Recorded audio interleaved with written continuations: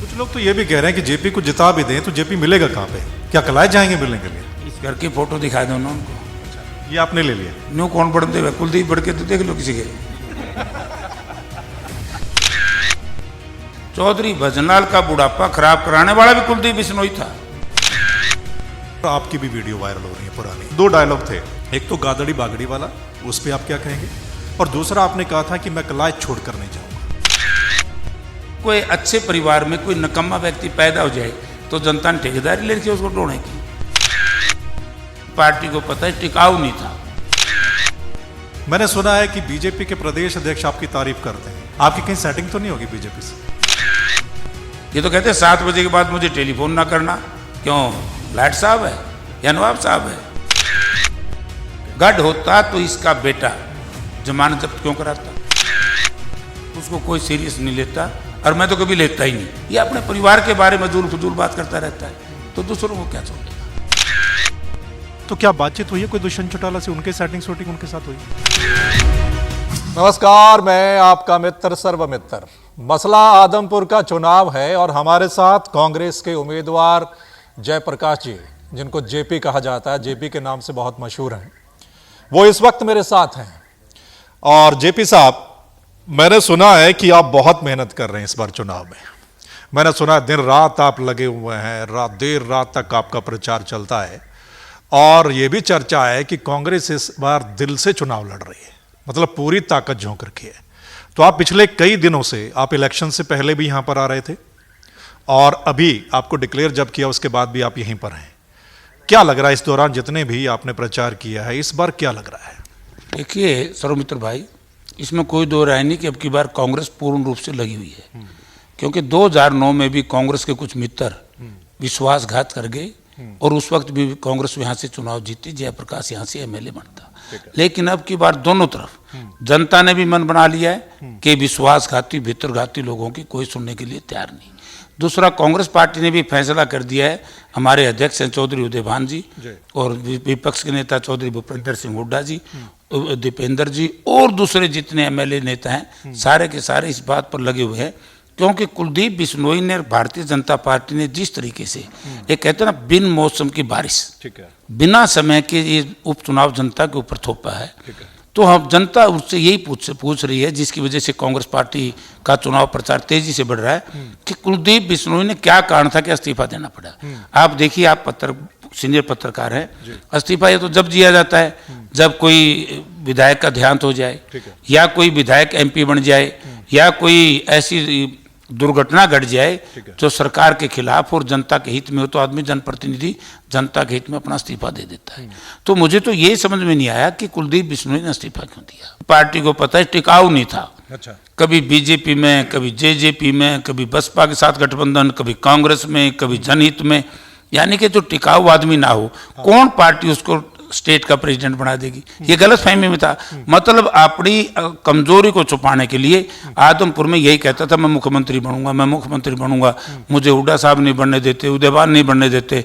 अब की बार तो खुला है ना उदयभान है, ना भूपेंद्र सिंह हुड्डा है, ना कांग्रेस पार्टी है, तो अब बनो। तो ये सारी चीजें इकट्ठी होगी, सारी चीजें इकट्ठी होकर के जब मिलकर के लड़ रही हैं, जनता के सामने कुलदीप बिश्नोई का असली चेहरा उजागर हुआ।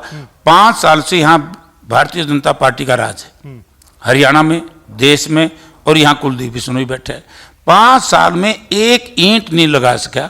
आप इस इलाके में जाओगे तो पानी बुरी तरीके से खेतों में भरा है, वहां तो आचार संहिता की जरूरत नहीं है, कम से कम खेतों का पानी तो निकलवा दो।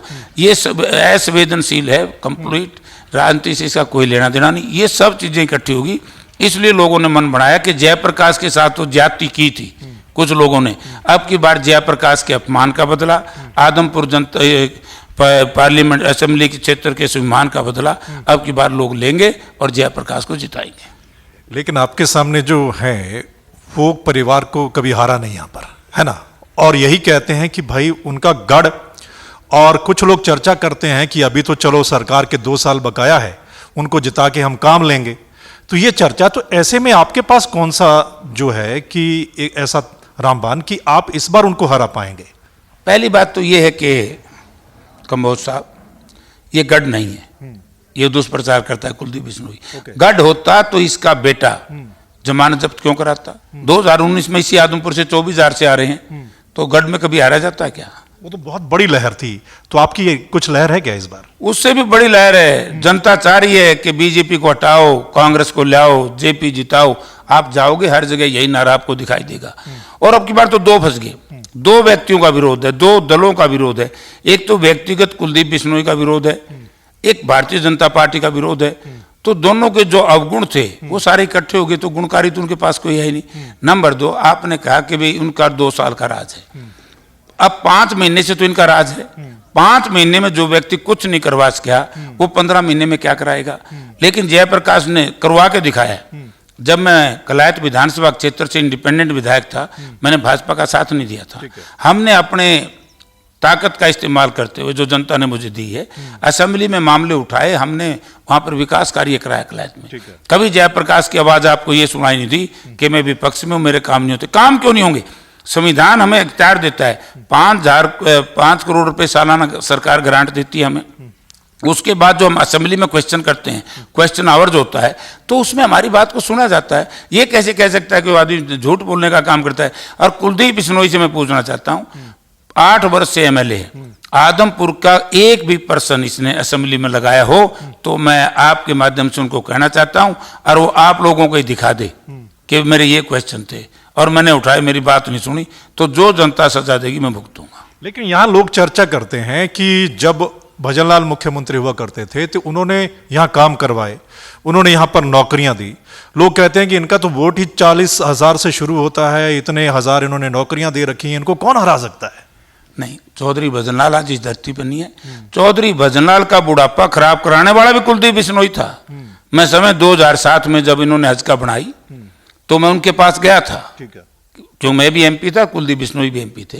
मैंने कहा कि चौधरी साहब आपको गवर्नर बना रहे हैं, राज्यपाल बना रहे हैं, आपका बेटा डिप्टी चीफ मिनिस्टर है चंद्रमोहन, और आपका दूसरा बेटे को बना रहे हैं मिनिस्टर। तो इस कुलदीप बिश्नोई ने एकदम कहा नहीं, मैंने चीफ मिनिस्टर बनना है। इनके पिताजी ने कहा कि जेपी मैंने तो बुढ़ापा इसके साथ काटना है, भाई मैं पार्टी नहीं छोड़ना चाहता, मेरी मजबूरी है। 2007 में देखो कितना धोखेबाज आदमी है। 2007 में हरियाणा क्या जनहित कांग्रेस बना दी। इस्तीफा कब दिया आप रिकॉर्ड देखिए, 2008 में। अच्छा, जो प्रमाण पहले बना दी पार्टी पहले बना ली, लोगों को कह दिया मैंने इस्तीफा दे दिया, और कांग्रेस पार्टी में रहा। तो जब कांग्रेस पार्टी में 2005 से लेकर के 9 तक राज रहा, मैं हिसार का एमपी था, साथ लगता है हिसार, ये बीड़ बबरान डंडूर जो इस आदमपुर असेंबली के इलाका है वो मेरे पार्लियामेंट क्षेत्र में था। तभी तो मैं मुझे कहते जेपी बाहर का है, नया है। मैं तो 10 चुनाव लड़ चुका हूँ इस इलाके से, इनको यही मालूम नहीं नया पुराना क्या होता है। तो इसमें ये पार्टी छोड़ के चला गया। अब मैंने हिसार में काम कराए, हिसार में यूनिवर्सिटी बनाई हुड्डा साहब ने, हिसार में 4 नॉर्थ साउथ बाईपास बनाए, हिसार के अंदर 2 एक्सप्रेस हाईवे बनाए, हांसी रोहतक रेलवे लाइन जो सबसे बड़ी समस्या थी उसको जोड़ने का काम किया, बरवाड़ा में थर्मल पावर प्लांट लगाए। कुलदीप बिश्नोई भी कांग्रेस का एमपी था, भिवानी से आदमपुर उसमें आता था, इसने क्यों नहीं बनवाए जब ये कांग्रेस में था? अच्छा, आपका मुकाबला कुलदीप और भव्य से है या बीजेपी से है? क्योंकि बीजेपी अभी तक मैदान में दिखाई नहीं दे रही है। वो दोनों बाप बेटे प्रचार में लगे हुए हैं, और इसके पीछे भी आपको वजह क्या लगती है कि बीजेपी अभी तक मैदान में क्यों नहीं उतरी है? मेरे हिसाब से तो मेरा मुकाबला कुलदीप से मुकाबला हो जाए तो वोट ही नहीं मिलेंगी इसको। कहीं न कहीं वोट मिलेगी तो भारतीय जनता पार्टी की मिलेगी, बाकी कुलदीप की कोई वोट नहीं है। इस पर विश्वास, राजनीति में वोट कहाँ मिलती है? नेता की नीति, नेता की नीयत, नेता में आस्था, नेता का विश्वास। ये अपनी नीति खराब कर चुका है, ऐसी नीयत खराब है हल्के के प्रति, सोच है नहीं, विजन है नहीं, इसको कौन वोट देगा? पहले लोग ठगा सा महसूस करते हैं। और जहां तक सवाल है क्या है कि भव्य का, तो भव्य से तो बेचारे से क्या मुकाबला, ये तो खाम का इसने यहाँ पर ला करके खड़ा कर दिया। ऐसा टेस्ट जो है वो यहाँ का नहीं है, इसका कसूर मैं नहीं मानता, क्योंकि ये शुरू में जो बच्चे बड़े घरों में पैदा होते हैं, विदेशों में पढ़ते हैं, तो हमारी संस्कृति और सभ्यता को नहीं जानते। आपको आश्चर्य होगा एक बात सुन करके, जयप्रकाश के साथ ही दुर्घटना घटे, मैं नहीं घटने देता। हमारा चूड़ी खुर्द गाँव है, हमारे यहाँ, आप भी उसी इलाके के हो, घोड़ी पे चढ़ के बैंड बाजे कब बजते हैं आपको मालूम है? आम आदमी के लिए बैंड बाजे नहीं बजते। हमारी संस्कृति का ज्ञान नहीं है, हमारी सभ्यता का ज्ञान नहीं है, उनसे क्या मेरा मुकाबला है? मेरा मुकाबला है भारतीय जनता पार्टी से। तो भारतीय जनता पार्टी उतर क्यों नहीं रही है? उनको मालूम है कि उन्होंने कुछ किया नहीं 8 साल तक। जब भूपेंद्र सिंह हुड्डा के उनके कामों की तुलना जनता करती है, तो भूपेंद्र सिंह हुड्डा जब मुख्यमंत्री थे, यहाँ सर्वमित्र जी बहुत काम कराए। आप चूड़ी गांव में जाएंगे तो लोग ये कहेंगे कि इस गांव में 24 करोड़ रुपया खर्च किया है।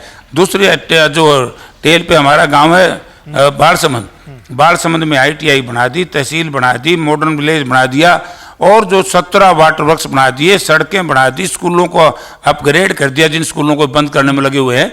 तो हर जगह जाओगे आपको यही सुनाई देगा कि जयप्रकाश ने और हुड्डा साहब ने विकास कार्य कराए। और फिर कहते हैं कि जयप्रकाश यहाँ आया नहीं। अगर मैं 2009 से 13 तक यहाँ था नहीं तो ये विकास कार्य कैसे हुए? कुलदीप बिश्नोई तो हमारे खिलाफ था, इन्हें तो कभी पार्टी के लिए काम नहीं किया, तो ये विकास कार्य कैसे हुए? तो हम सुनिए, मैंने सुना है कि बीजेपी के प्रदेश अध्यक्ष आपकी तारीफ करते हैं, ओम प्रकाश धनखड़, कि जेपी अच्छा आदमी है, अपने हल्के की आवाज उठाता है। आपकी कहीं सेटिंग तो नहीं होगी बीजेपी से? नहीं, देखिए मेरी सेटिंग नहीं है, उनकी एक बात बड़ी ठीक है, क्योंकि आपको भी मालूम होगा, आपको मैं एक सीढ़िया करके आपको, मेरे जो असेंबली का सिस्टम है, तो असेंबली में मैंने क्या काम कराया, मैं अड़ जाता था। जैसे धनखड़ जी इरिगेशन मिनिस्टर थे, हमारे यहाँ कैलरम माइनर की रिमॉडलिंग का मामला था, हो नहीं सकता था, 10-12 करोड़ रुपए का था। उन्होंने उसी संदर्भ में बात की कि भाई MLA चाहे विपक्ष का भी हो, अगर मजबूत हो तो सरकार ने उसके काम करने पड़ते हैं। उसने को गलत नहीं कहा, उसने सही बात कही है। क्योंकि मैं विपक्ष में रहते हुए 2 कलायत में कॉलेज बनवा दिए, राजौंद के अंदर वाटर सप्लाई और सीवरेज सिस्टम बनवा दिया। देखो सच्चाई तो जनता के सामने आएगी। उन्होंने गलत कुछ नहीं कहा, उन्होंने यही कहा कि भाई कुलदीप बिश्नोई जो ये कहता था कि भाई मैं विपक्ष में था, मेरे काम नहीं हो, तो JP से सीख लेता, उसमें क्या गलत किया उन्होंने तो ठीक कहा है कि भाई अच्छे काम किए, जयप्रकाश ने मेहनत की। यही का बात कह करके मैं वोट मांग रहा हूं कि मैं 1 वर्ष 2 महीने विपक्ष का विधायक रहूंगा। जो 4 समस्याएं हैं 1 साल में इनकी दूर करूंगा बिना सरकार के। और जिस दिन यहाँ चौधरी भूपेंद्र सिंह हुड्डा की सरकार बन जाएगी, मैं कहता हूं कि हरियाणा प्रदेश में आदमपुर में हम ये काम करके दिखाएंगे। लोग ये कहेंगे कि 26 साल की बदहाली 26 महीने में दूर, 26 साल की बेरुखी, राजनीतिक बेरुखी, बात नहीं करते किसी से, यही तो खामियाजा भुगतना पड़ता है। ये तो कहते हैं 7 बजे के बाद मुझे टेलीफोन ना करना, क्यों लाट साहब है या नवाब साहब है। तो इसलिए मैं कहता हूं कि लोग इन पे ऊपर विश्वास नहीं कर रहे। हम यहाँ पर इतना विकास कार्य कराएंगे तो लोग ये कहेंगे कि वाकई में जयप्रकाश ने और कांग्रेस पार्टी ने, हुड्डा साहब ने काम किया। कुछ लोग तो ये भी कह रहे हैं कि JP को जिता भी दें तो JP मिलेगा कहाँ पे? क्या कलाए जाएंगे मिलने के लिए? इस घर की फोटो दिखा दो ना उनको। अच्छा, यहाँ रहेंगे? तो यह है ही मेरा। अच्छा, ये आपने ले लिया? न्यू कौन बढ़ते हुए कुलदीप बढ़ के तो देख लो किसी के। कुलदीप ने तो अपने पिताजी की जो संपत्ति थी यहाँ से बेची है, और जयप्रकाश के पिताजी एक मतलब किसान थे। जयप्रकाश ने मेहनत करके नाम कमाया है और इसने नाम खोया है। ये भी मैं लोगों को बताता हूँ कि लोगों सोच लो मैं साधारण किसान का लड़का हूँ, मैंने मेहनत करके मैं वोट मांग रहा हूँ कांग्रेस पार्टी के नाम से, भूपेंद्र सिंह हुड्डा के काम से, जयप्रकाश की मेहनत से। कुलदीप बिश्नोई किस बात के वोट मांग रहे हो बता दो दे। चौधरी भजनलाल, मैं मानता हूँ चौधरी भजनलाल अच्छे थे, उन्होंने यहाँ काम किए, लेकिन कोई अच्छे परिवार में कोई नकम्मा व्यक्ति पैदा हो जाए तो जनता ने ठेकेदारी ले रखी उसको ढोने की। अच्छा, इस फार्म हाउस के बारे में भी किसी ने सवाल किया अभय सिंह चौटाला से, तो उन्होंने कुछ ऐसा बोला, मैं बोलूंगा नहीं लेकिन आपने सुन लिया होगा, तो उनको क्या कहेंगे? उसको कोई सीरियस नहीं लेता, और मैं तो कभी लेता ही नहीं। मैं तो जब लोकदल में था, जब इसको कोई सीरियस नहीं लेता, नॉन सीरियस है, पता नहीं क्या कह दे। ये अपने परिवार के बारे में जुल फजूल बात करता रहता है, तो दूसरों को क्या छोड़ेगा। अच्छा, कुलदीप बिश्नोई की भी कुछ पुरानी वीडियो वायरल हो रही है और आपकी भी वीडियो वायरल हो रही है पुरानी। चुनाव में होता ही है, 2 चीजें हैं, दो डायलॉग थे। एक तो गादड़ी बागड़ी वाला, उस पर आप क्या कहेंगे? और दूसरा आपने कहा था कि मैं कलायत छोड़कर नहीं जाऊंगा। तो इन दोनों पे मतलब लोग क्या, अभी JP का क्या जवाब है? देखिए, मैं अभी भी कहता हूं, मैं अब खुद कलायत में चुनाव नहीं लड़ूंगा। कलायत हमारा परिवार लड़ेगा, मैं अब आदमपुर में रहूंगा, आदमपुर से चुनाव लड़ूंगा। मैं आज भी कह रहा हूं और कल भी कहूंगा और कहता ही रहूंगा, अब मेरी पूरी राजनीति आदमपुर में रहेगी। नंबर 2, गादड़ी बागड़ी का जो सवाल था, ये वीडियो आज की नहीं है। आपको याद होगा 1999 में बाई इलेक्शन हुआ था। ठीक है। कुलदीप बिश्नोई यहाँ से कैंडिडेट थे। इसके आगे आप कुलदीप बिश्नोई से पूछ लेना, क्या मैं कांग्रेस में नहीं था, लेकिन मैंने हरियाणा विकास पार्टी छोड़ चुका था, मैं MP था। मुझे क्यों बुलाया गया यहाँ पर कुलदीप बिश्नोई के प्रचार के लिए, और इन्होंने अपनी दुकान के सामने मीटिंग में क्या कहा, ये बात आप उससे पूछ लीजिए। अच्छा चलो बीजेपी भी नहीं उतर रही, लेकिन आपके खिलाड़ी कब तक आएंगे? आपके जो बड़े खिलाड़ी हैं कांग्रेस के, वो कब तक मैदान में आने वाले हैं? हुड्डा साहब हैं, कुमारी सैलजा हैं, किरण चौधरी हैं, सुरजेवाला, उनके नाम हैं आपकी लिस्ट में, कब तक आएंगे? देखिए, कुमारी सैलजा गई हुई है यात्रा पे, ठीक है, मेरी उनसे बात हो गई थी, जैसे वो आएंगे मुझे बताएंगी, वो अपना कैंपेन कर जाएंगी। जहाँ तक सवाल है किरण चौधरी का, वो प्रभारी हैं महाराष्ट्र की, और संगठन का काम चल रहा है, वो संगठन से फारिग होंगे तो यहाँ जाएंगे, क्योंकि संगठन का काम भी तो जरूरी है ना जी। और रणदीप सिंह है इंचार्ज कर्नाटका का। इनको तीनों नेताओं की ड्यूटी दी हुई है। देखो, सारी पार्टी एक असेंबली में एक दिन तो इकट्ठी नहीं हो सकती, प्रोग्राम कहाँ से कराएंगे? अब हम 3 आदमी प्रोग्राम कर रहे हैं, हमारे ही उछल पुछल हो जाते हैं। और चौधरी भूपेंद्र सिंह हुड्डा तो कल ही आपको दिखाई देंगे, और कल एक बहुत बड़ी घोषणा होगी। उसके बाद कोई व्यक्ति यही नहीं कहेगा कि भाई कांग्रेस पार्टी बड़े भारी बहुमत से जीत रही है। कुलदीप बिश्नोई से पूछोगे, वो कहेगा कि अब की बार तो हार गए। ऐसा कौन सा ब्लास्ट करने वाले हैं आप? कल हो जाएगा ना, मैं आज नहीं बताना चाहता, कल ठीक रहेगा। हुड्डा साहब अपने मुंह से कह दें तो ज्यादा बेटर है। अच्छा, जेजेपी की भूमिका के बारे में भी लोग बड़ा बोल रहे हैं कि जेजेपी क्या करेगी, दुष्यंत चौटाला आएंगे या नहीं आएंगे, क्योंकि अभी तक तो नहीं आए। और अंदर खाते ये लग रहा है कि भाई जेजेपी वाले तो जेपी की सपोर्ट करेंगे यहाँ पे। तो क्या बातचीत हुई है कोई दुष्यंत चौटाला से? उनके सेटिंग शूटिंग उनके साथ हुई? मेरी कोई दुष्यंत चौटाला से बात नहीं हुई है, और ना मैंने इस प्रकार की कोई चर्चा की है। वो तो उनका पार्टी का गठबंधन का मामला है, वो क्या करेंगे मैं इस पर निर्भर नहीं करता। लेकिन मैं जेजेपी के मित्रों से एक बात जरूर कहता हूँ कि विचार करके वोट दो। जब कुलदीप बिश्नोई ने ये कहा है कि मैंने कांग्रेस को इसलिए वोट नहीं दिया, मैंने मेरी अंतरात्मा से वोट दिया है, तो मैं जेजेपी, लोकदल और बसपा के साथियों से यही तो कह रहा हूँ गाँव-गाँव जाकर के, और बीजेपी के साथियों से। वैसे तो बीजेपी काडर बचा नहीं, टूट करके हमारे साथ आ गया। आम आदमी पार्टी का काडर बचा नहीं, वो हमारे साथ आ गया। लेकिन मैं मतदाताओं से एक ही निवेदन करता हूँ, भाई आप भी अपनी अंतरात्मा से आवाज दो। क्या आपके वोट का हकदार कुलदीप बिश्नोई है, जिसने इलाके की अनदेखी करवाई हो, जिसने अपने लालन पालन के लिए, ऐश और ऐश्वर्य की राजनीति के लिए इस इलाके का दुरुपयोग किया हो? जयप्रकाश आपके बीच में से एक किसान का बेटा है, जयप्रकाश ने किया है और करेगा। इसलिए मैं सबसे निवेदन करता हूं कि ऐसी परिस्थितियों में जो आदमपुर की रुखापन है, आपने भी देखा होगा, बहुत रुखापन है यहाँ पर राजनीति का। लोग दूर खड़े होकर के मिलते हैं, टाइम पूछते हैं कितने बजे मिलोगे। पॉलिटिकल आदमी से दूर होकर खड़ा होकर मिला जाता है, पॉलिटिकल आदमी से अपने इलाके में टाइम लेकर के मिला जाता है। इससे कोई दुर्भाग्यपूर्ण बात नहीं। आप देखो, मेरा कमरा, मेरा घर, और यहाँ नहीं जहाँ भी मैं रहता हूँ, दरवाजे खुले रहते हैं, इनके दरवाजे बंद रहते हैं। तो यही फैसला करना है लोगों ने, बंद दरवाजों में जाना है या खुले दरवाजों में रहना है। चलिए, बहुत बहुत धन्यवाद। और दरवाजे किसके खुलते हैं किसके बंद होते हैं 6 तारीख को पता चल जाएगा, ठीक है, कि क्या यहाँ पर आदमपुर में चुनाव में होता है।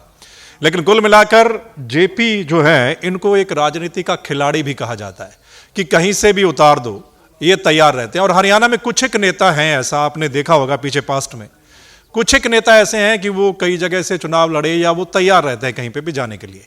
लेकिन इस बार क्या होगा, क्योंकि जेपी पहले भी यहां पर चुनाव लड़ चुके हैं, इस बार क्या होगा वो खैर नतीजे बताएंगे। लेकिन इस बातचीत पर आपकी क्या राय है वो आपने बतानी है कमेंट करके, कि आप इस वक्त आदमपुर चुनाव के बारे में क्या सोच रहे हैं, और जो कैंडिडेट मैदान में है आपको क्या लगता है किसके बीच में फाइट हो रही है, और क्या जेपी इस बार पूरी फाइट देंगे, ये आपने कमेंट करके बताना है।